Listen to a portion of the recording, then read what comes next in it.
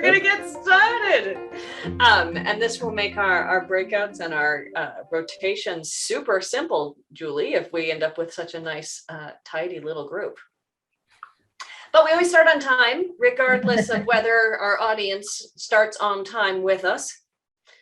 Zoom planning. Oh, look at all these friends. Well, good thing we're going to get an opportunity to rename ourselves soon. Okay, for those of you who are here and those who aren't, we'll just repost this for them soon in the chat. Here's what we're up to today. We are running a 90-minute session together to explore different perspectives on power, gender, and productivity in online meetings. There is a link to some resources, and this is also the link where you'll be able to find the recordings and things later on. Would love to introduce to you our guest presenters who will be sharing their work. This is Sophie Tunis and Carolyn Godard. If I said it wrong, correct me hugely. I'm your host, Elise Keith. I'm the CEO of Lucid Meetings, and our producer today is Julie Gergenti. So before we get started, Sophie and Carolyn, please say hello to everybody and share a little bit about who you are. Maybe you can start. Yes, hello. So I'm Sophie Tunus. I'm associate professor at the Catholic University of Louvain. I'm professor of healthcare services management, and I've been doing research on meetings for 10 years now. Actually, I've been doing research on mental health services and the creation of mental health care networks, and in this way, I observed a lot of meetings, and meetings became my main topic of research.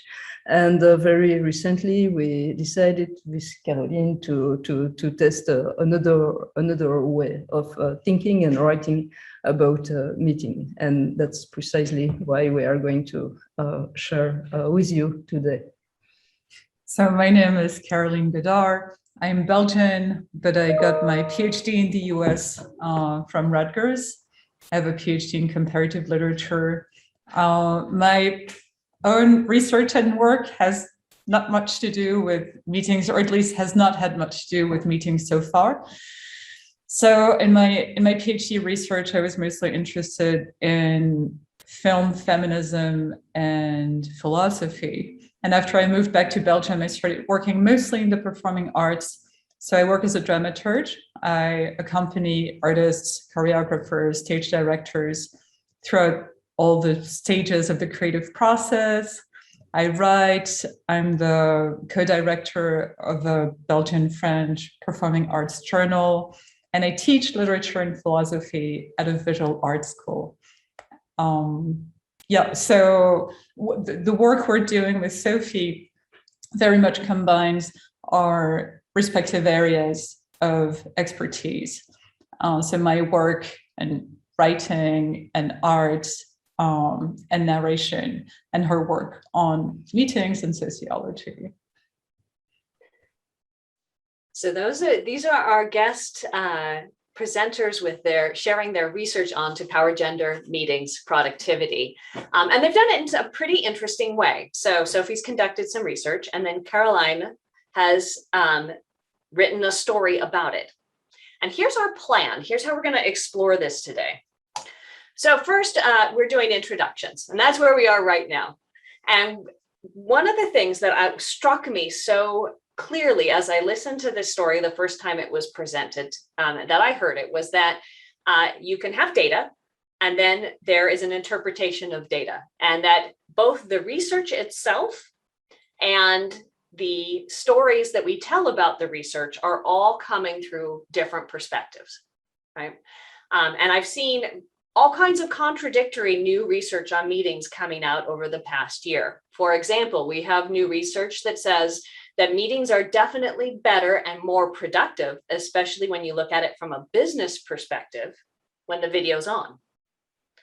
We also have research that says that, hi, thank you, Daphne, love to see you. We also have research that says that forcing people, requiring video on, can be disempowering especially for some women and for people who are newer in the group. That's an individual perspective, right?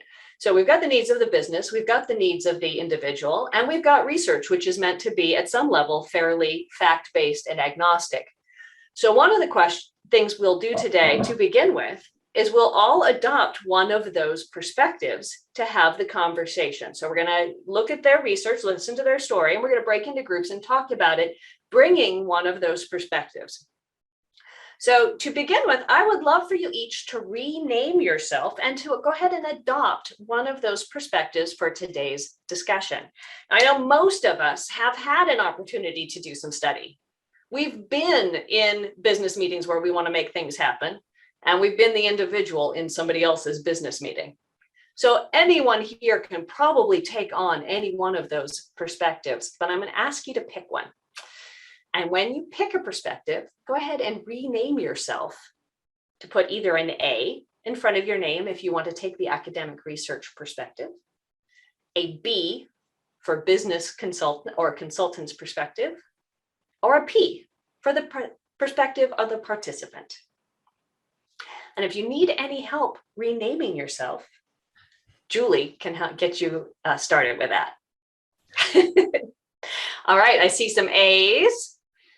So to rename yourself, if you haven't done that before, go ahead and click on your face, and there are 3 dots in the top right corner. And when you click that drop-down menu, you will get the opportunity to rename yourself. And Julie's going to help. There goes Pedram's got it. Excellent. All right, great. Okay, looks like we're in good shape. Now, we're also going to recognize that we all bring, a combination of those things. So we're going to use a tool throughout our session today called Group Map. And here's a link in the chat. Go ahead and click that and go ahead and join our Group Map today. It's going to ask for your name and email. It's not going to sign you up for any kind of newsletter. It's just doing that to get you into the space. Oh, I see everybody coming in. Boom, boom, boom, boom, boom. Fabulous. All right, so Julie's going to put you into groups. And in your groups, I would love for you to go ahead and click on, when you get into group map, that very first one, the what perspectives do you bring? And it should look like this once you click there. I'm going to go ahead and share my screen for just a second. It should look like this. There's something like that, at least. And when you get in there, go ahead and click somewhere. Where do you think you fall in this whole Venn diagram? When you come into a meeting and you're thinking about meetings, what are you thinking about most? For me, I'm kind of, but not very much on the individual side, way over here. This is me.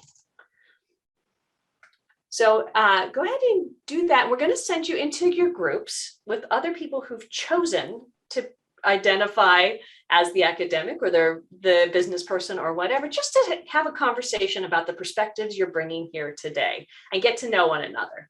And you want to get to know one another because you'll be working together several times throughout this session. So you have 5 minutes in your groups, and here are your questions. What's your name? Where are you joining from? And what brought you here today? That's it. Really easy. Any questions about what's about to happen, or anyone need any help technically with anything?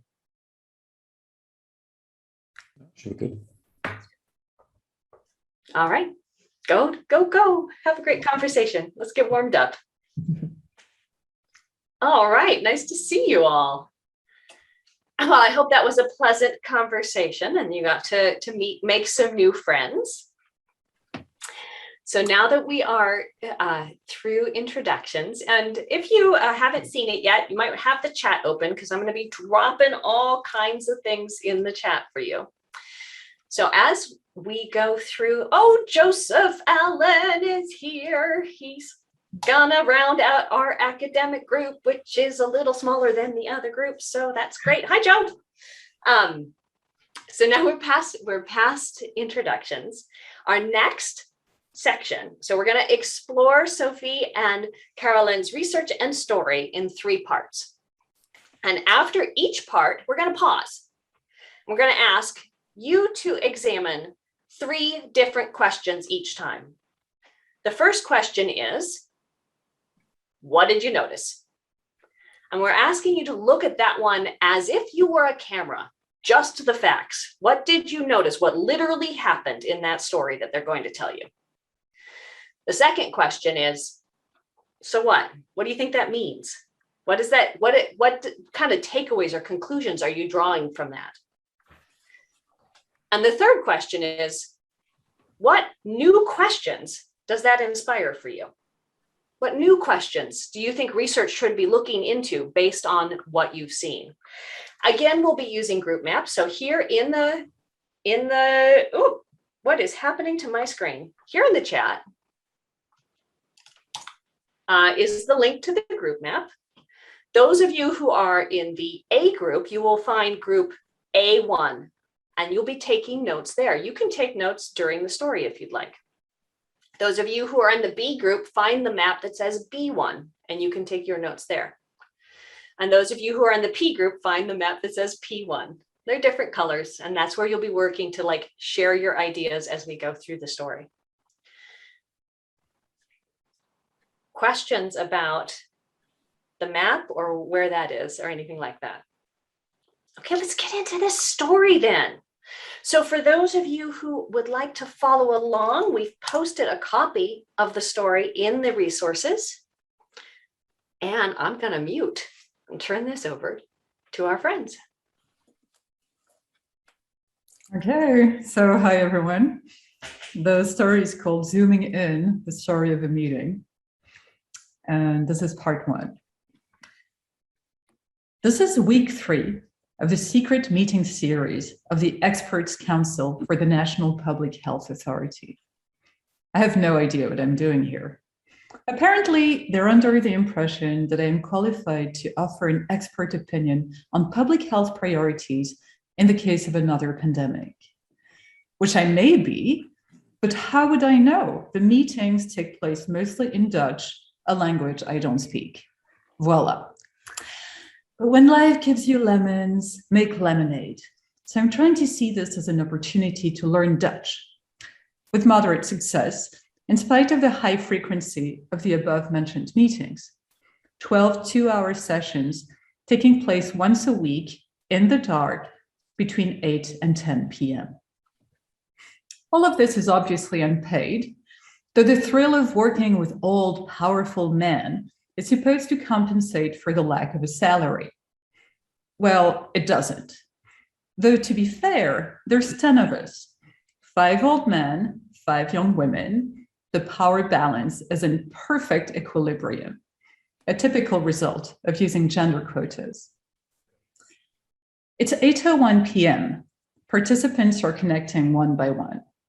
All the men are already present, and the young wolf who runs the National Public Health Authority makes a comment about women not being there yet. They chat indiscriminately about vaccination and football, a pale alternative to drinking macho beers in a hotel lobby. As much as I hate this buddy culture, I must say that I too wish we'd had a chance to bond or get to know each other one way or another. I seized this opportunity to judge their Zoom backdrops. Some run a camouflage operation to disguise their homes. One famous epidemiologist appears against a wallpaper of wild horses running across the steppe.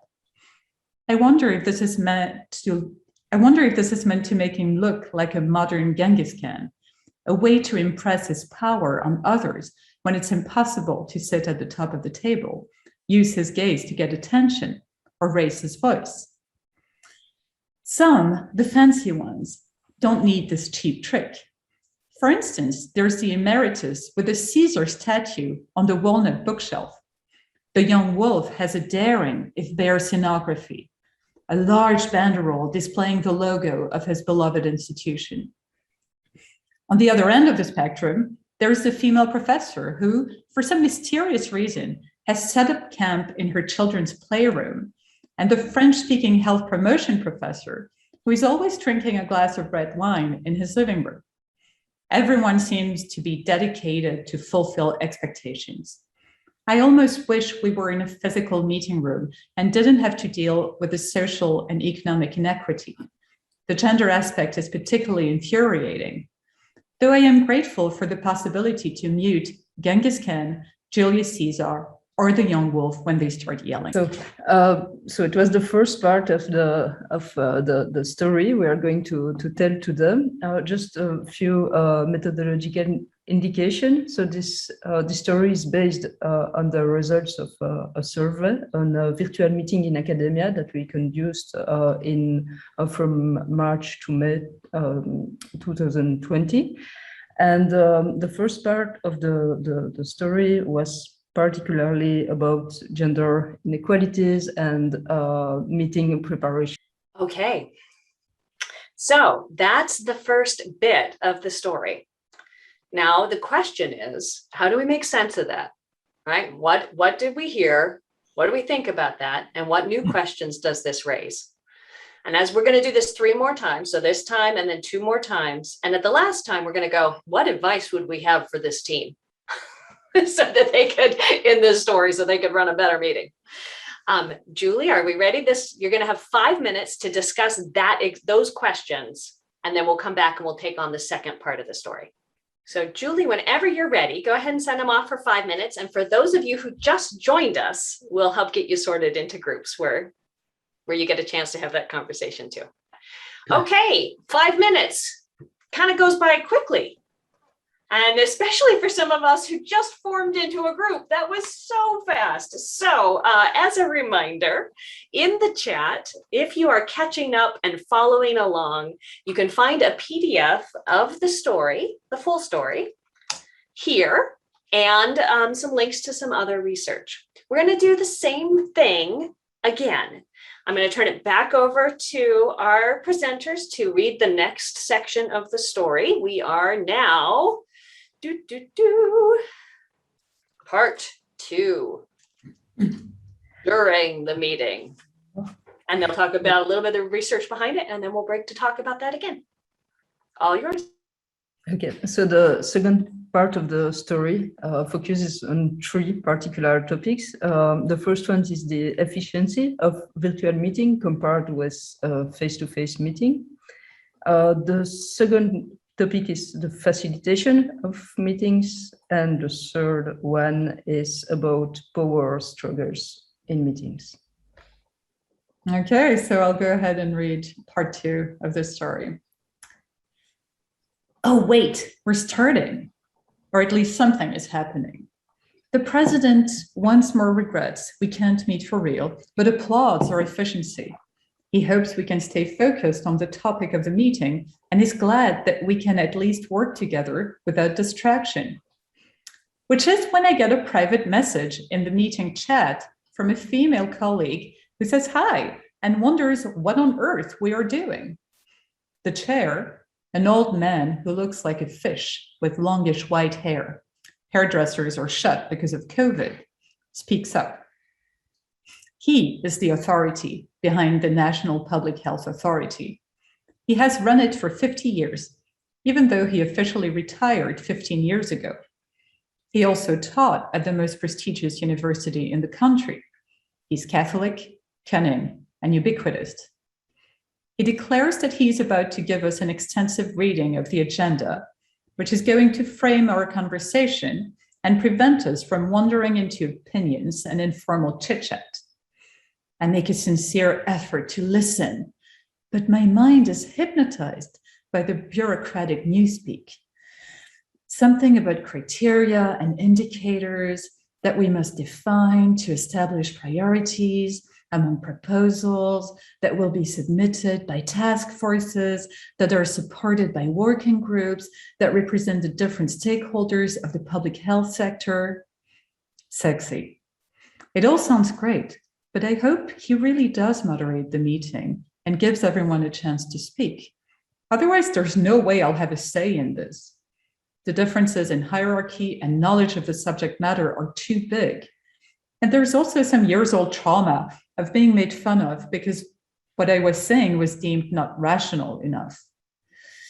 I can't imagine how hard it must be for my colleague, whose children regularly pop up drooling and screaming, although she somehow manages to have a very successful career.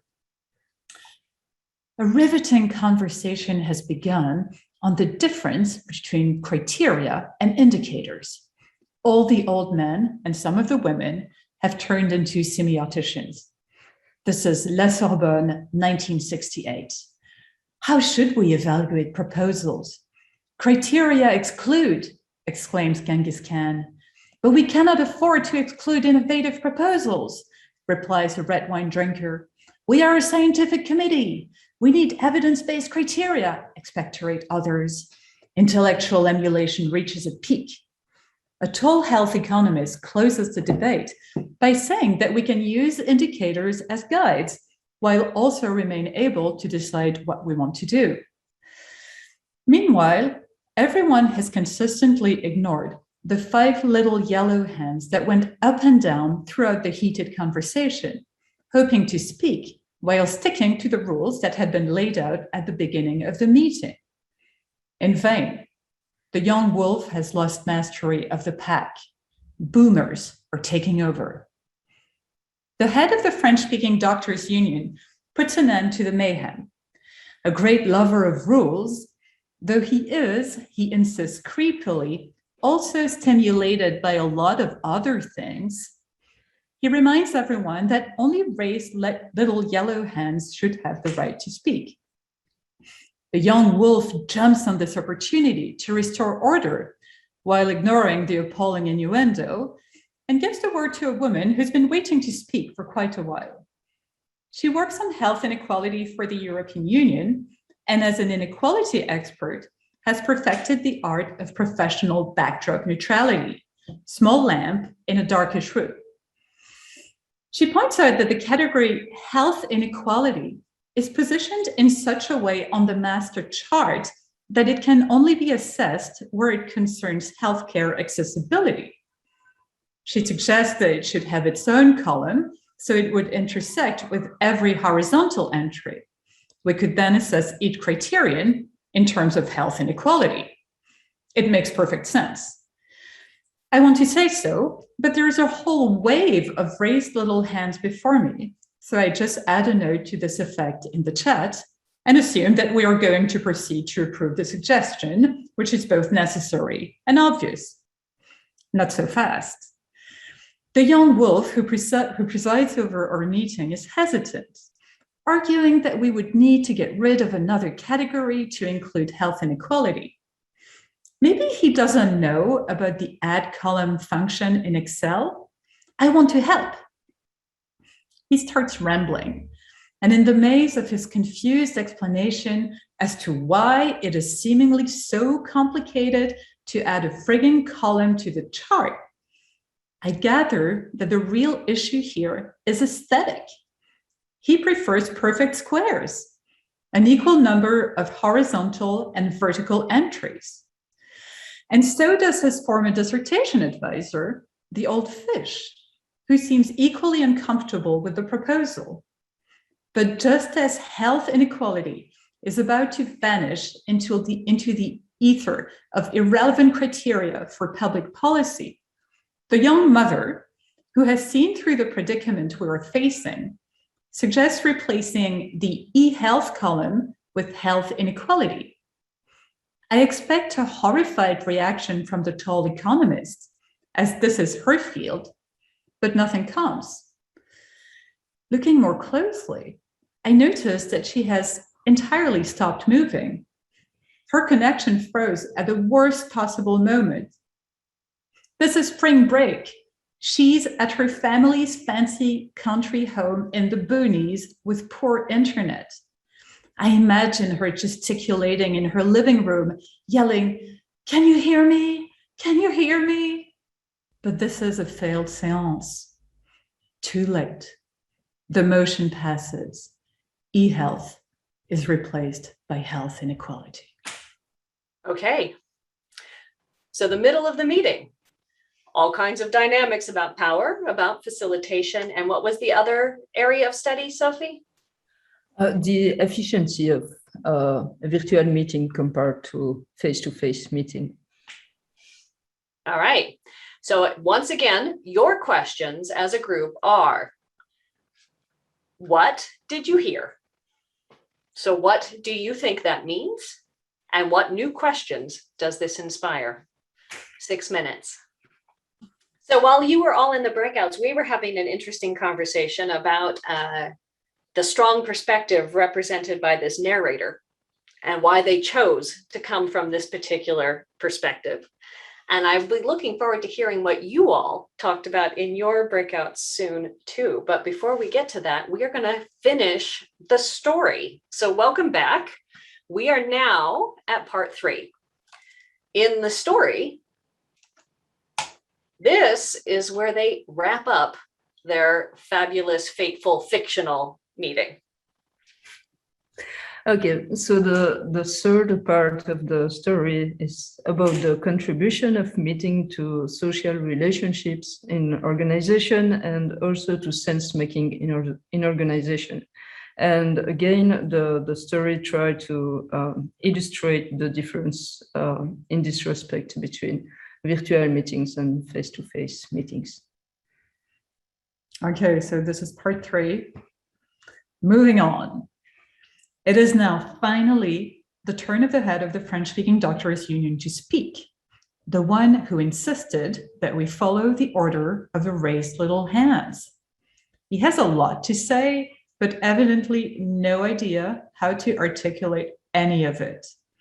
He seems to be talking about the need to get rid of professional sectors in healthcare, but then moves on to a weird anecdote about a lawsuit, and then a discombobulated rant about the health minister.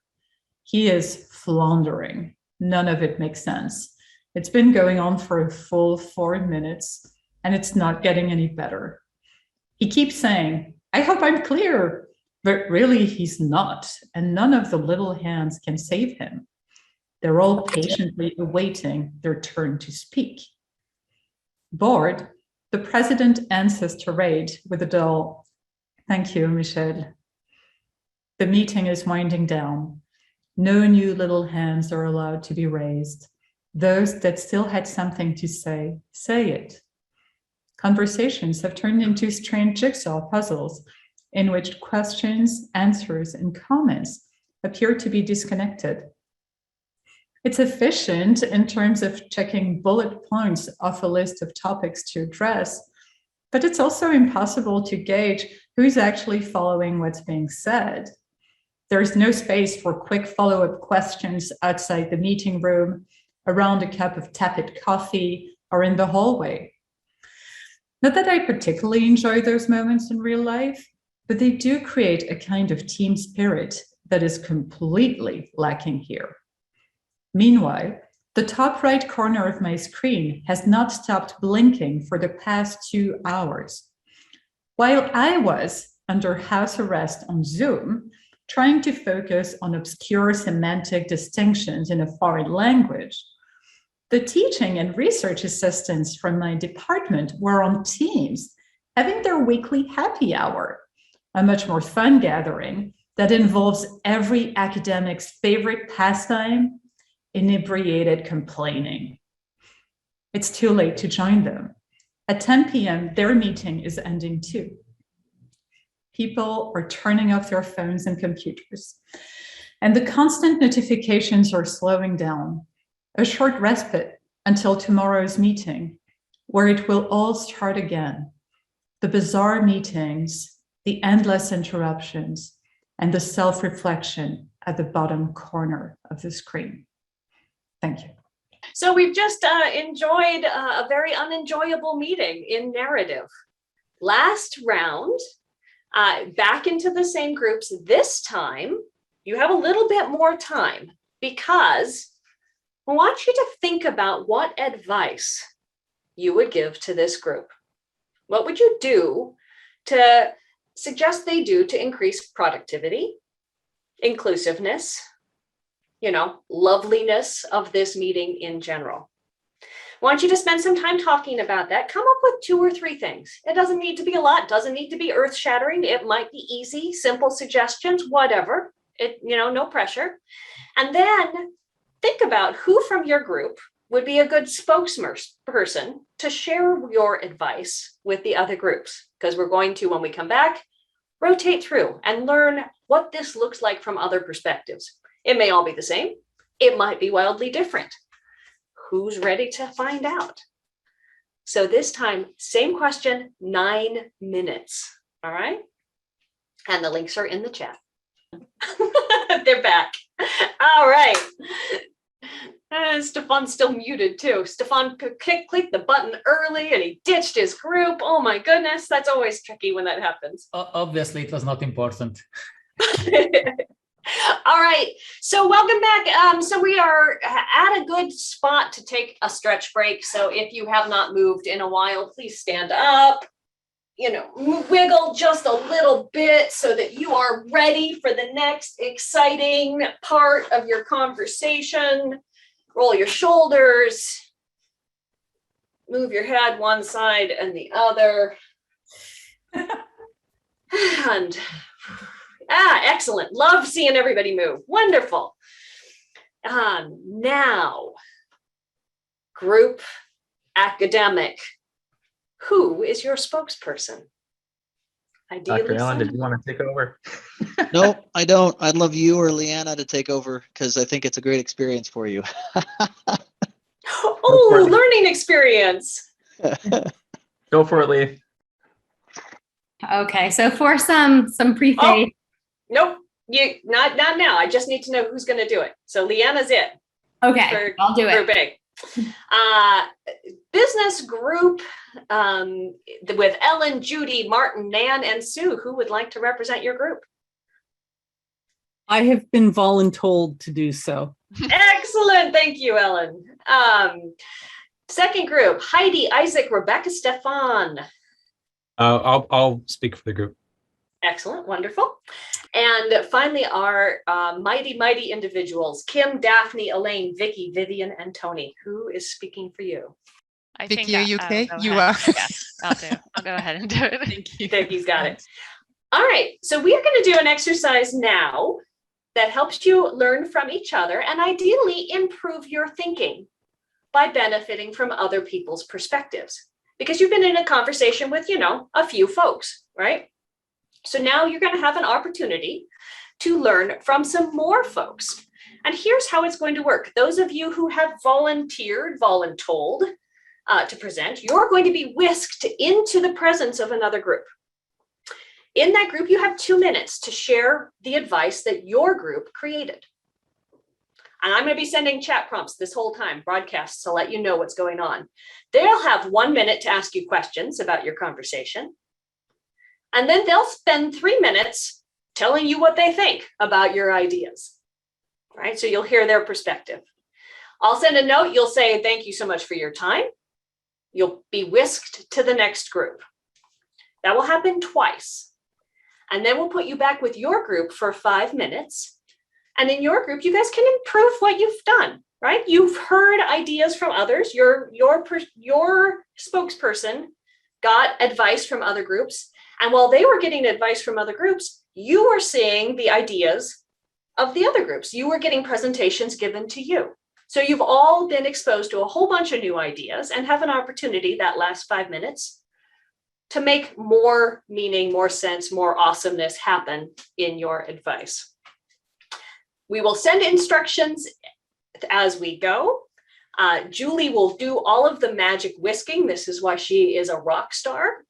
And then we'll come back and we'll debrief all together about what we learned. Any questions before you are whisked? And Sophie's going to go, and Sophie and Caroline are going to go listen with our academic group to the other presentations. Okay. All right, Julie, let's make some magic go. Welcome back, everybody. I'm hoping you had some interesting conversations. We are getting close to the end of our time together, and I know Sophie has some things she wants to share too. So let's debrief in as efficient and productive a manner as we possibly can. We're going to debrief in the chat first and foremost. So the first question I have for you is as you went through each of those conversations, what was the same or similar? What was similar? Preparation, needed more goals, right? Like, what is that meeting even about? Yeah. Nice. Huh, interesting. Yeah, broken dynamics. So everybody noticed broken dynamics. Ellen, do you want to speak to that just really quickly? Well, I was just going to say, in addition to the lack of purpose and stuff like that, we talked about there was some interesting conversation about how shared the individual narrator's experience was, but it was clear that there were so many ways the group was not connecting and working and aligned about how they were expected to relate to each other and relate to that shared purpose, whether it was about, how they related to the objective of the group, clearly the power and gender dynamics, the language issue, which we didn't spend as much time talking about as we would have liked, but that's another key thing as well. It was just so much opportunity to improve. Way to give everybody an easy case study to come up with solutions for. So as you went through each of those conversations and you heard from other groups, my next question for you all is, what surprised you? Did you hear anything from either your group or one of the other groups that you hadn't expected? And again, any answers in the chat? It's interesting to think about. The cultural, the bit about languages, Nan? Yeah, interesting. No guerrilla facilitation techniques. A lack of link with gender. Vivian, tell me more about that one. I'm curious. Because I was really focused on the title of this workshop, Gender.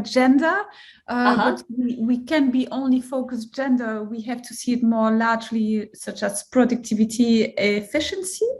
And gender is very subtle. So I'm very curious how we can go deeper and really go focus on that gender subject for me. Interesting. Okay, great. Yeah, that is a super challenging and fascinating aspect to come at it, right? Yeah. Yeah, Martin. I had a similar reaction. So taking the account as gospel, not enough questioning and whether the view was shared by more people in the meeting. Right on. Interesting. Isaac, do you want to speak to that one real quick?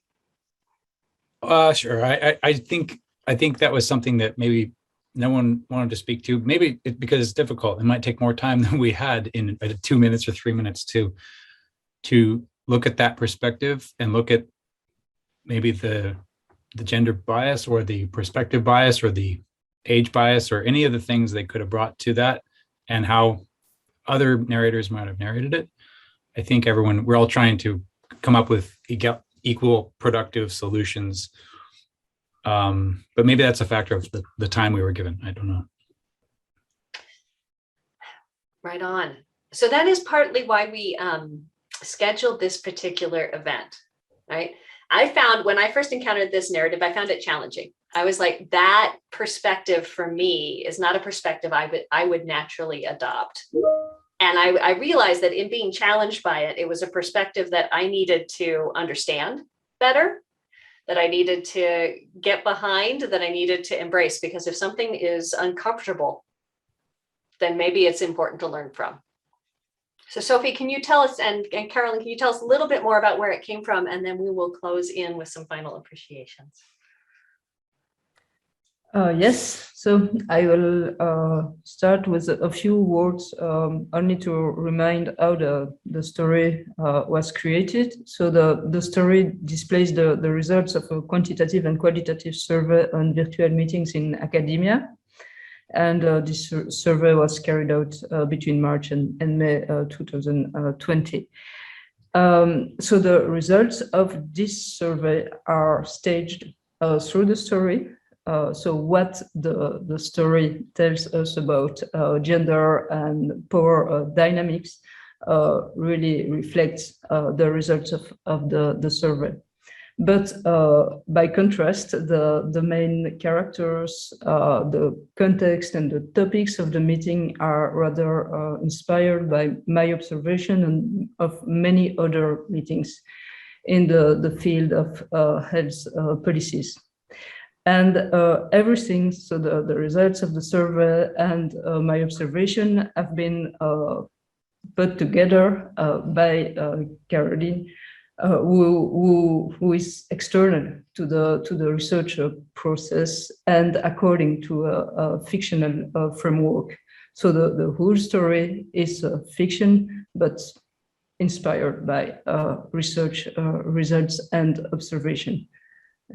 And yeah, and so it was a way for us to tell the story of a meeting differently, and to make the personal experience of meeting by a single participant more obvious, and a basis for different types of reflection about meetings and the social dynamics which are played through meetings. Yeah, we're both really convinced that we're both academics. We're both trained in academia, but we're both really convinced that narration fiction, works of the imagination actually have the power to bring us to thinking more efficiently and further than a lot of academic papers. And so this is what we wanted to play with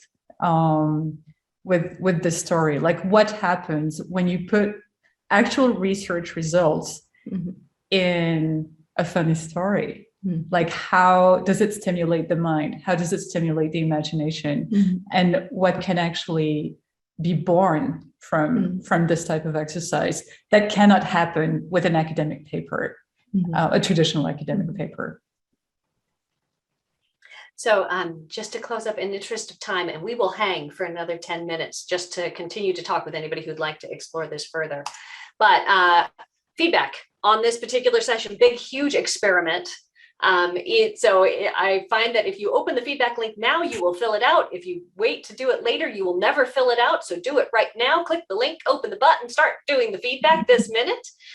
We will send an email with the edited recording, the chat, the audio transcript, and information about the story, about the study, about the work that Caroline and Sophie are continuing to do to continue to bring some of these techniques into companies going forward in an email later. And then we have another event coming up in November. It's in the Australian time zone, which is why the date is confused there. So November 4th, 5th, about play and about the use of play in meetings to make things joyous and wonderful.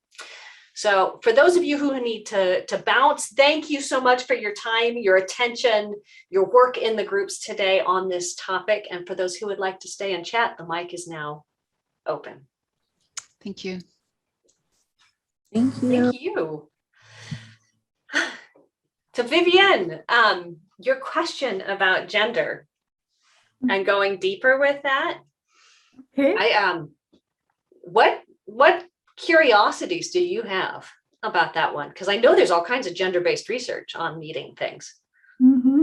Well, the subject I was awaked with Sophie, who I've met, I think, 2 weeks ago on the Amazon event around remote working and the equality between men and women. And Sophie had the subject about gender in virtual meetings, and it was really interesting. And I was thinking about myself as I won some trust for public speaking with virtual meetings. But now coming back to live meetings, it's a trigger transition again. And now the question is, would I feel better by starting again only with women, or with a mix with men and women? I don't know. It's the question that now is coming up. But also I was thinking, and I asked the question to Sophie. It seems that in the statistics, in the research, men are used to cut when you are speaking. And my question is, in virtual meetings, is it easier for women now to speak and to be listened till the end of the sentence, or are men also used to cut the voices of the woman? Sorry, my English, it's such a long time, but I haven't No, that's great. It's an interesting question. Yeah. Voilà. Yeah, in the survey, women reported more difficulties to speak up and to continue speaking than men. But actually, men and women experienced more difficulties speaking up through virtual meetings because of the absence of nonverbal communication, according to the results of the survey again. But the gap between men and women increased through virtual meetings.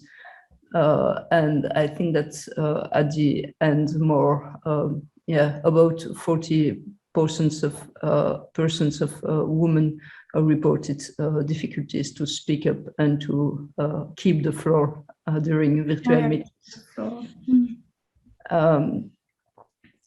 But on the other hand, a very interesting finding is that during virtual meetings, symbolic mark of power, like the position at the table and these marks of power, which are related to hierarchical position, disappeared a bit from virtual meetings. And some women really appreciated that. But on the other hand, we can see, on the screen, other inequalities and more domestic and personal inequalities, of course. Yeah, thank you. Liana, is that an area of research for you? Do you want to talk to it?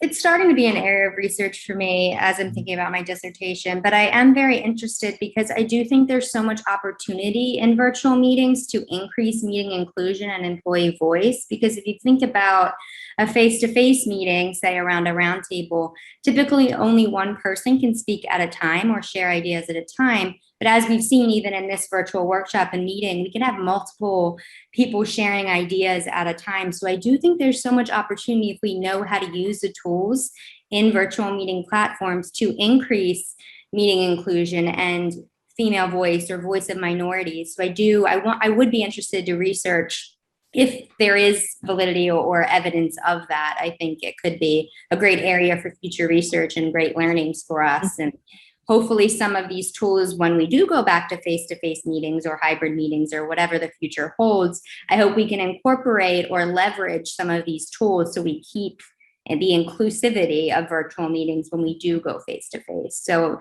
it's definitely an interesting area of research that I hope to further investigate. So if you get into that, an area that I would be super keen on learning more about is, because of what you just talked about is natural in the virtual environment. It's the communication medium, right? Like how are we talking? We can talk in text, we can talk in, whatever, right? It's easier in a virtual environment, but that doesn't mean it's not possible in a face-to-face environment. So if you look at like Occupy Wall Street, right? They had multiple voices iterated in real time in presence because they would use hand signals. Right. You can use positional dynamics. You can use in Australia, there's a consensus process where they use color cards and you hold up red or green or yellow or whatever based on your approval. My favorite, IEEE, when they want to do consensus, they hum. Like everybody in favor, hum. It sounds wicked weird on Zoom because like Zoom cuts out all those frequencies. but it's like this magical sort of like because humans naturally do these like chordic kind of things and you get this magical buzzing when things work well. So when you can change the communication interface, not just virtual. Yeah, those are great strategies for in person. I've also heard of silence. So taking 5 to 10 minutes and doing silent brainstorming where everybody's thinking on their own and then sharing ideas. And you can throw around a shared Google document so everybody can type for 5 minutes and silent brainstorm together. So there are these tools. And I think that comes down to leader training too, because I think a lot of leaders don't even know these practices or tactics exist. So I think if they invested more time in leader training, they'd have this toolbox that they could select from when they're leading meetings and change it up. So maybe silent brainstorming is not appropriate for every meeting, but it could be a tool in their box that they pull out. Humming could be a tool in their box. So I do think leader training is important and increasingly important as meetings are on the rise and will be on the rise. For those Thank of you you so much, though. I have to hop off, but thank you so much. I enjoyed this. Nice to have met you. For those who remain, any questions or comments that you'd like to share? Just soaking. Oh, really interesting format, really interesting dynamic, and for me, the feedback method across groups that was really interesting. I'm super curious. How did that work beyond being interesting? Did you? Because we can't tell from outside. It's so frustrating. I'm hoping they're talking. Like not all have to get coffee. Yeah, certainly from my perspective, at least, I think it worked really well. I facilitated a face-to-face workshop just yesterday, and one of my objectives was to try to get 3 groups in a room more effectively talking with each other in their groups while still staying within each group. And I was using sections of wall to invite them to post things which they were very reluctant to do. They were very cosseted and wanted to stay at their table. And whereas that format online of using the feedback person to move around between the groups, I thought that was really effective, dynamic. The fact that it was measured in short bursts of time just made it increase its effectiveness, at least as I saw it. I thought it was really good. Cool. I learned that technique on land actually, and it's called ritual descent. I'll send you a link. In the format that I learned it, Nan called it jigsaw. Mm-hmm. But in a really high complex proposal kind of work, not only do they move people from group to group, but they have the group wear masks or something like that. And the person who presents, when the group is talking about them, turns their back on them. Yep. And so there's a lot of physicality and disassociation from power, gender, all of those kinds of things by turning the head and by masking up and things like that. It's a little freaky. It's like a Guy Fawkes Halloween kind of party, but but it's also super cool, super effective. But all right. Well, thank you everybody for adventuring and exploring with us. Pleasure. Yeah, and thanks for having us.